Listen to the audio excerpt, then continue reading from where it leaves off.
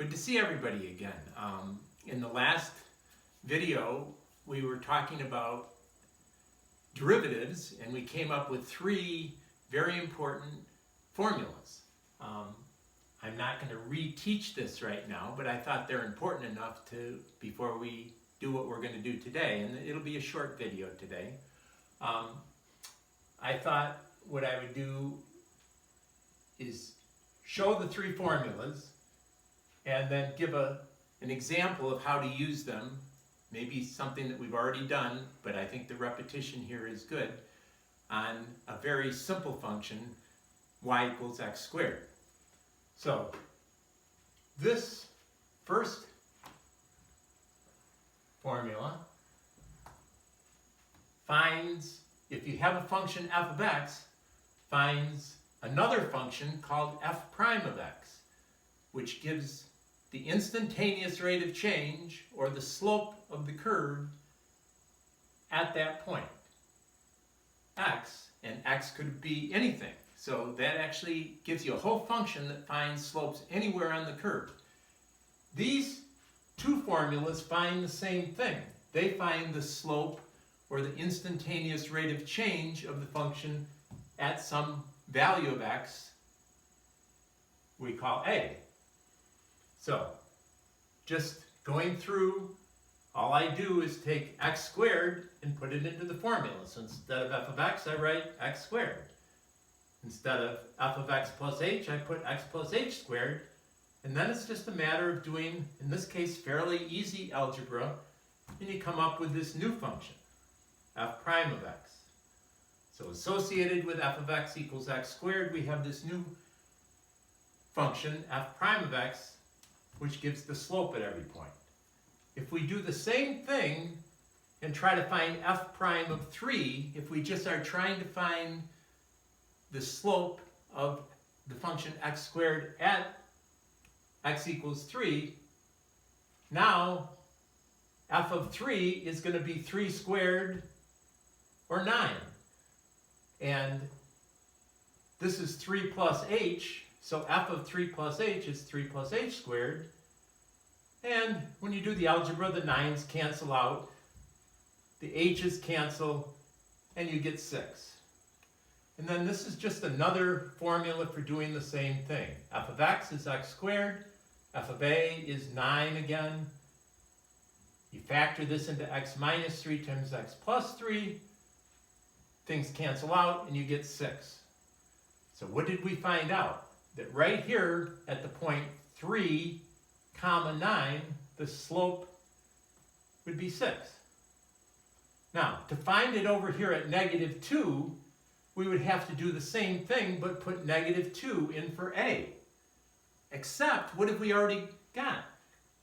We've got the function that gives you the slope at any point on that curve. So if we've got this derivative function, all I'd have to do is plug in f prime of negative 2 and get negative 4.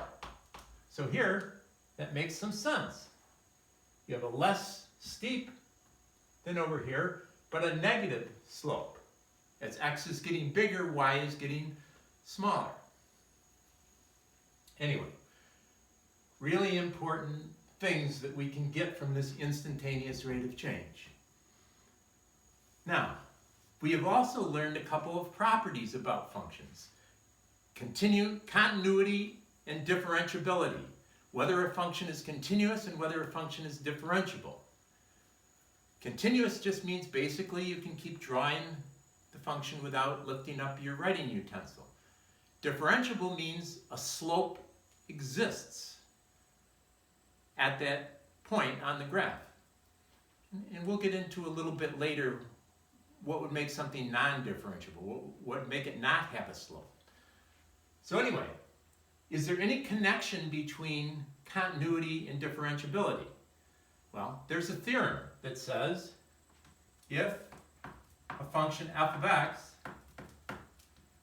is differentiable at x equals a, then f of x is continuous. at x equals a. So there is a connection between these two properties. Well, I'm going to prove this because it's not something that's obvious. Remember, when I do a proof, you should try to understand what's going on, but don't feel that you have to be able to replicate the proof. It's just to try to show you that what we're doing isn't something I'm just giving you, it's something that makes sense. So, I'm just going to start out with the limit as x approaches a of f of x minus f of a. Just going to start out with that limit.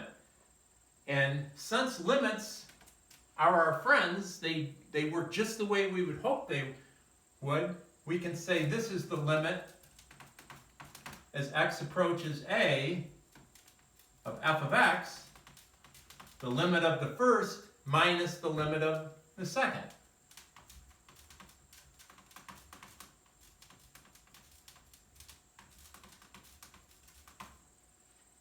Now, we also know that f of a is a constant, and the limit of a constant is just going to be the constant. So really, we could just cross out that and say that this equals this limit minus f of a.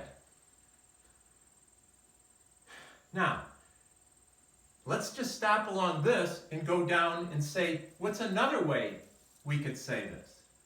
Well, I think it would be okay if I just multiplied and divided this by the same thing. So I'm going to make this the limit as x approaches a. Now I'm going to multiply this whole thing by x minus a, and at the same thing, divide it.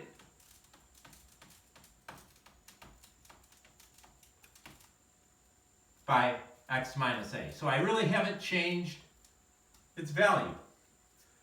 Now you might say, why did I do that? Well, now I'm going to use the property that the limit of a product of two functions is the product of the limits. So I can say this is equal to the limit as x approaches a of x minus a, this first function, times the limit as x approaches a of f of x minus f of a over x minus a. Well, if you look up here, this limit that I'm circling is just f prime of a.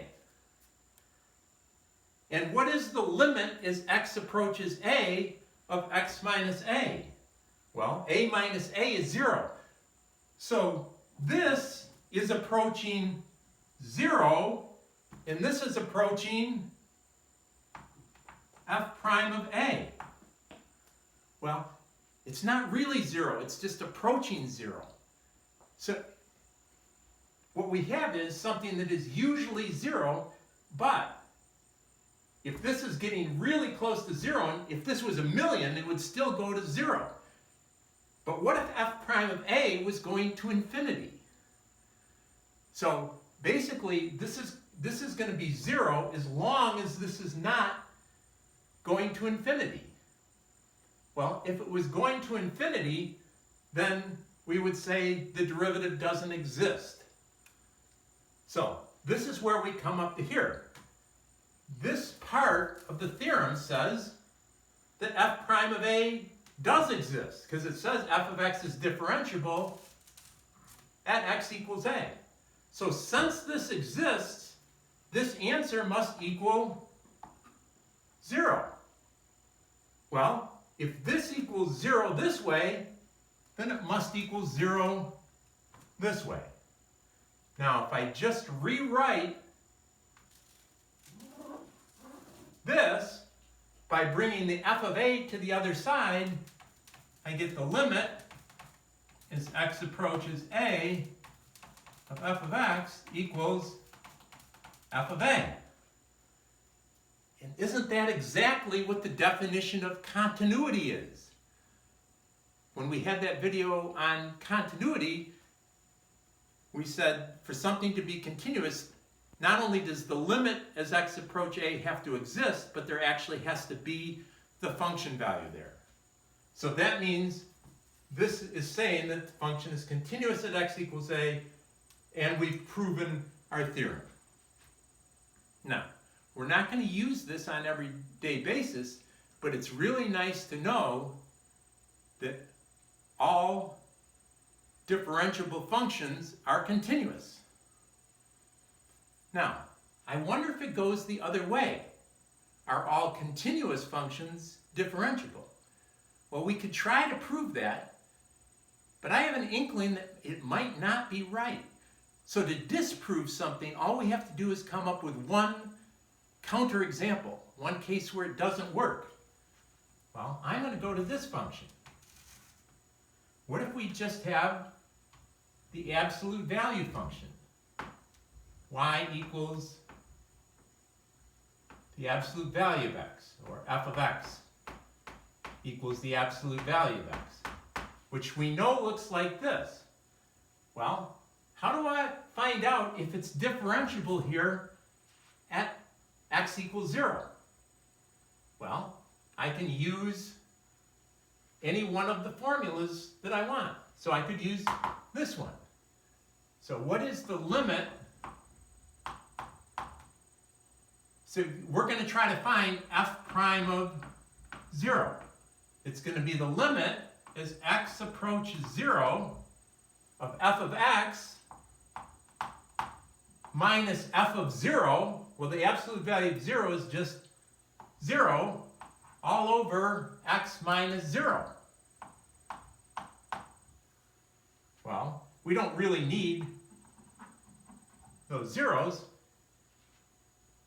And we end up with this limit. Well, we have to really look at both sides to find the limit. What's the limit as x approaches 0 from the left? Well, we've gone through this problem before. If you put in values of x that are negative, they're going to have this. These two things are going to basically be the same number, but this is going to be positive and this is negative, so you always get -1. When you come from the other direction, when you take the limit as x approaches 0 from the right, since the x values are positive, this is always going to be 1. So the limit from the left does not equal the limit from the right. Therefore, the limit doesn't exist. Therefore, that function is not differentiable. So we found a case where we had a continuous function that was not differentiable. So we can't go the other direction. All continuous functions are not differentiable. This is going to be something that we'll talk about as the year goes on. So you get an idea that differentiable means a slope exists. The slope here is always -1. The slope here is 1. What would you say the slope is here? There'd be a fight over whether it's -1 or 1. As a matter of fact, another word for differentiable is smooth. It doesn't hurt your finger when you're touching it. But if you get to here, ow! Yes, if you touch a non-differentiable point, it really hurts because it's no longer smooth. So that's another way to find out whether a function is differentiable. Okay, just a couple of quick things and we'll end the talk for the day. This isn't a new idea, just a new terminology. What if you have a function, this parabola that we're talking about here? You could write it f of x equals x squared, or you could write it y equals x squared. When we're talking about the derivative, we called it f prime of x. Well, if you wrote it like this, to write the derivative as f prime of x sounds kind of weird because I don't see any f's in there. So there's another notation where you say dy dx. The rate of change of y with respect to x was the thinking. And that the one who came up with this was Gottfried Leibniz, a German. This was closer to the notation that Sir Isaac Newton. So this gives us a little bit of history of when did calculus even start. Both of these mathematicians in the late 1600s formulated the ideas of calculus at about the same time. After all through history, nobody had really come up with these ideas. So it was kind of interesting, and they kind of fought over who was really the one who first came up with the idea. Actually, almost 2,000 years early, Archimedes, a Greek mathematician, who some people consider the greatest mathematician of all time, actually thought of the ideas of calculus when he was trying to find areas under curved surfaces rather than straight lines. And he used some of the ideas of calculus, not so much in rates of change, but what we'll talk about in the second half of this year. But almost 2,000 years, it took another 2,000 years for somebody else to really come up with the idea. So it's kind of interesting. Anyway, this is called Leibniz Notation. So it's just notation. It's not like a new idea you have to learn. Okay, so one last thing. What if I had a function f of x equals 7x? Well, you could say if I wanted to find f prime of x, I could go back and use the formula to find f prime of x. But I think I'm going to give you about 10 seconds just to think about what f prime of x would be without using that formula. I don't think you can do it in 10 seconds. Remember, what it's going to give is the instantaneous rate of change or slope of that function at every point x. Well, let's try the formula now. F prime of x would be the limit as h approaches 0 of f of x plus h. So that's going to be 7 times x plus h minus f of x all over h.